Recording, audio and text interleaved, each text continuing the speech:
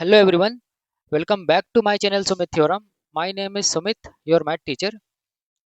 तो आज हम लोग डिस्कस करने वाले हैं क्लास 10th सीबीएसई बोर्ड का ओके चैप्टर नंबर 1 जिसका नाम क्या है रियल नंबर्स। ओके जिसमें हम लोग ये डिस्कस करेंगे कि एक्सरसाइज 1.2 का एक थ्योरम है थ्योरम 1.3 ओके जो कि मोस्ट इंपॉर्टेंट है एग्जाम पॉइंट ऑफ व्यू से है ना। तो आज मैं ये बताने वाला हूँ आखिर थ्योरम 1.3 है क्या। ओके ठीक है तो ये इंपॉर्टेंट है तो जरा ध्यान से समझना। देखो यहाँ पे थ्योरम 1.3 बोला क्या है। ये बोला है कि प्रूव करने बोला है कि रूट टू इज इरेशनल। ये क्या बोला है रूट टू इज इरेशनल ये प्रूव करने बोला गया है। ठीक है तो हम लोग इसको कैसे प्रूव करेंगे। हम लोग को तो पता है कि रूट टू क्या है इरेशनल नंबर है मैं बता चुका हूँ। ठीक है मेरे प्रीवियस प्रीवियस लेक्चर में आप लोग देख सकते हो। ठीक है तो देखो अगर तुम्हारे इस टाइप का जब भी क्वेश्चन रहेगा ना कि रूट टू को प्रूव करना इरेशनल तो हम लोगों को क्या यूज करना है। कौन सा मेथड यूज करना है हम लोग को यूज करना है कॉन्ट्रडिक्शन मेथड यूज करना है। ओके कॉन्ट्रडिक्शन मेथड से हम लोग इसको प्रूव कर पाएंगे। ठीक है जहाँ पे हम लोग क्या मानेंगे कि जो रूट टू है ना ये इरेशनल नंबर नहीं है जस्ट इसका अपोजिट है मतलब रेशनल नंबर है। ठीक है ना। ओके तो हम लोग ये अज्यूम करेंगे कॉन्ट्रडिक्शन मेथड में यही होता है। तो हम लोग क्या लिखेंगे यहाँ पे अज्यूम दैट लिखेंगे assume root two is rational number. ठीक है जस्ट इसका अपोजिट नंबर हम लोग मानेंगे। ठीक है ओके देन हम लोग क्या करेंगे ना यहाँ पे देखो ये तुम्हारा रूट टू को रूट टू रहने देना इक्वल टू इज मतलब इक्वल टू होता है मैथ्स में। ओके देखो रेशनल नंबर का मतलब क्या होता है मैं बता चुका हूँ कि ऐसा नंबर जो तुम्हारा p बाई क्यू के फॉर्म में हो उसको हम लोग रेशनल नंबर बोलते हैं। जहाँ पे तुम्हारा p और q क्या होना चाहिए p एंड q आर को प्राइम। ये तुम्हारा क्या होना चाहिए को प्राइम नंबर होना चाहिए। को प्राइम नंबर तुम्हारा ऐसा नंबर होता है जिसका केवल और केवल एचसीएफ क्या होता है वन होता है या फिर वन के अलावा उसका और कोई अदर फैक्टर नहीं होता। ठीक है उसको हम लोग क्या बोलते हैं को प्राइम नंबर बोलते हैं। ठीक है इतना हुआ। अब हम लोग क्या करेंगे ना यहाँ से हम लोग क्रॉस मल्टीप्लाई करेंगे। ओके तो इसको मल्टीप्लाई करो इधर तो p इक्वल टू कितना हो जाएगा रूट टू टाइम्स क्यू ना ये हो जाएगा। इतना हुआ। अब हम लोग क्या करेंगे स्क्वायरिंग बोथ साइड स्क्वायरिंग करते हैं देखते हैं क्या मिलता है स्क्वायरिंग बोथ साइड। ठीक है तो यहाँ पे p का स्क्वायर कितना हो जाएगा तुम्हारा p का स्क्वायर हो सॉरी p का स्क्वायर हो जाएगा p स्क्वायर इक्वल टू क्या हो जाएगा रूट टू इंटू क्यू का होल स्क्वायर। ओके इतना होगा ना। देन हम लोग क्या करेंगे ना ये तुम्हारे क्या है पी स्क्वायर इक्वल टू देखो रूट टू का स्क्वायर कितना हो जाएगा टू और क्यू का स्क्वायर कितना हो जाएगा क्यू स्क्वायर। ठीक है यहाँ तक समझ आया। अब हम लोग क्या करेंगे ना दिस इम्प्लाइज ये टू को यहाँ पे इधर इंटू में है ना क्रॉस मल्टीप्लाई करके नीचे ले जाएंगे मतलब इधर क्या चिन्ह आ जाएगा टू डिवाइड में हो जाएगा इक्वल टू क्यू स्क्वायर।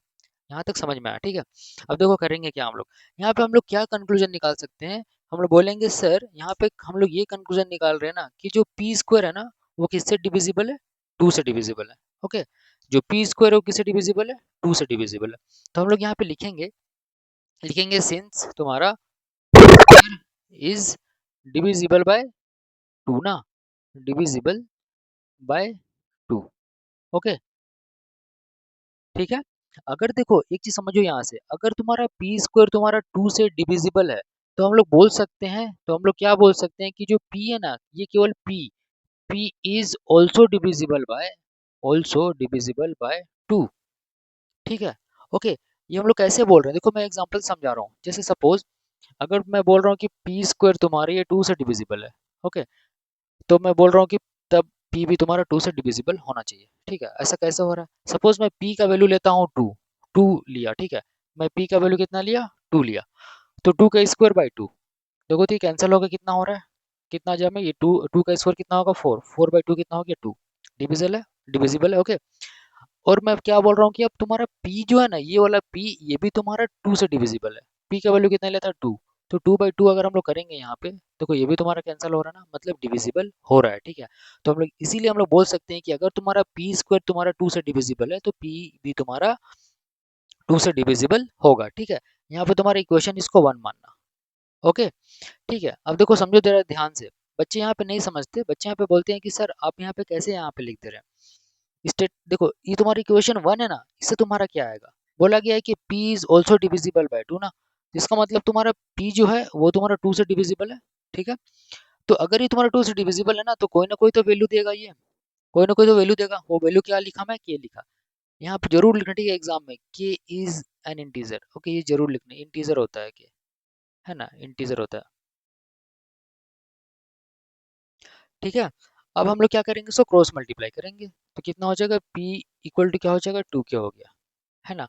फिर हम लोग क्या करेंगे, स्क्वायरिंग बोथ साइड, स्क्वायरिंग क्या करेंगे, बोथ साइड। तो मैं यहाँ पे लिख रहा हूँ स्क्वायरिंग बोथ साइड। तो हम लोग को क्या मिलेगा, यहाँ पे हम लोग को मिलेगा p का स्क्वायर हो जाएगा, p स्क्वायर इक्वल टू यहाँ पे 2k का होल स्क्वायर मिलेगा, ठीक है। This implies p square equal to क्या हो जाएगा, 2 का स्क्वायर हो जाएगा 4 और k का हो जाएगा k स्क्वायर। यहाँ तक समझ आया। अब देखो ये जो p स्क्वायर है ना, इसका वैल्यू हम लोग यहाँ से पुट करेंगे, इसको मान के चलो ये क्वेश्चन स्टार है, ओके। फिर हम लोग क्या करेंगे, ये p स्क्वायर का वैल्यू कितना है, 2 टाइम्स q स्क्वायर, तो यहाँ पे हम लोग पुट करेंगे 2 times q square equal to क्या, 4k स्क्वायर। कहाँ से ये लाए हम लोग, फ्रॉम स्टार ना, फ्रॉम स्टार से हम लोग लेके आए, ओके। अब देखो यहाँ पे कैंसिल हो रहा है ना, 2 1 जा 2 2 जा, तो मेरा क्या आ रहा है, तो मेरा आ रहा है तुम्हारा q square equal to 2 times k square, ये आ रहा है, ओके। ये तुम्हारा वैल्यू आ रहा है। देन हम लोग यहाँ से हम लोग यहाँ पे आते हैं, हम लोग क्या लिख सकते हैं यहाँ पे, क्यू स्क्वायर, देखो इधर तुम्हारा 2 इंटू में है ना, इधर आके तुम्हारा डिवाइड में हो जाएगा, कि q square by 2 equal to क्या हो जाएगा तुम्हारा, के स्क्वायर, ये दिखेगा। अब देखो सेम सिनेरियो क्रिएट हो रहा है जैसा यहाँ पे था, ठीक है। तो यहाँ पे तुम्हारा क्यू स्क्वायर तुम्हारा किससे डिवाइड हो रहा है, 2 से, तो हम लोग क्या लिखेंगे, since Q square is divisible by 2, क्योंकि तुम्हारा क्यू स्क्वायर किससे डिवाइड डिवाइड हो रहा है, तुम्हारा 2 से डिवाइड हो रहा है, ठीक है। इसीलिए हम लोग ऐसे करके स्टेटमेंट लिखे। अगर तुम्हारे क्यू स्क्वायर 2 से डिवाइड हो रहा है, तो तुम्हारा ये जो क्यू है ना, ये भी तुम्हारा क्या से डिवाइड होगा, 2 से डिवाइड होगा ही होगा, ठीक है ना। इज ऑल्सो डिविजिबल बाय 2, ठीक है। देन तुम्हारा क्यू भी क्या होगा, 2 से डिविजिबल होगा। इसको हम लोग क्या मानेंगे, इक्वेशन 2 मानेंगे, ठीक है ना। अब देखो यही तुम्हारा इक्वेशन 1 और 2 से हमारा क्या मिलेगा, आंसर मिलेगा। तो हम लोग क्या करेंगे ना, यहाँ पे इक्वेशन 1 और इक्वेशन 2 में हम लोग क्या कंक्लूजन निकाल सकते हैं, बोलेंगे सर ये p भी 2 से डिविजिबल है और q भी 2 से डिविजिबल है। इसका मतलब क्या हुआ कि फ्रॉम 1 एंड 2, जो इक्वेशन 1 एंड 2 है ना, उससे हम लोग कंक्लूजन ये निकालेंगे कि सर p और q का एक कॉमन फैक्टर आ रहा है, जिस जो कि क्या है, 2 है।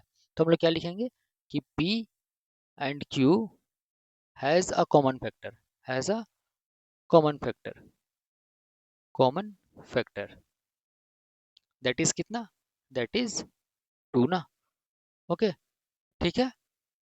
अब देखो अगर तुम्हारा p और q का एक कॉमन फैक्टर आ जा रहा है, जो कि क्या आ रहा है, 2 आ रहा है, तो यहीं पे तुम्हारा क्या अराइज हो रहा है, कॉन्ट्राडिक्शन अराइज हो रहा है। कैसे कॉन्ट्राडिक्शन अराइज हो रहा है, कहीं कि देखो हम लोग इनिशियली क्या माने थे कॉन्ट्राडिक्शन मेथड में, कि तुम्हारे p एंड q आर को प्राइम, है ना, ओके।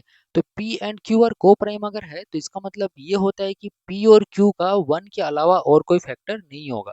बट हम लोग यहाँ पे क्या हम लोग यहाँ पे क्या देख रहे हैं कि p और q का तुम्हारा 1 के अलावा भी कोई फैक्टर आ जा रहा है, 2। ऐसा इसलिए हो रहा है बिकॉज ऑफ रोंग अजम्पशन, क्योंकि हम लोग अजम्पशन क्या किए हैं, रोंग किए हैं, ठीक है। तो हम लोग लिखेंगे इसीलिए, लिखना सिंस, ओके, सिंस लिखना द कॉन्ट्राडिक्शन अराइजेस ना, द कॉन्ट्राडिक्शन, ओके, अराइजिन,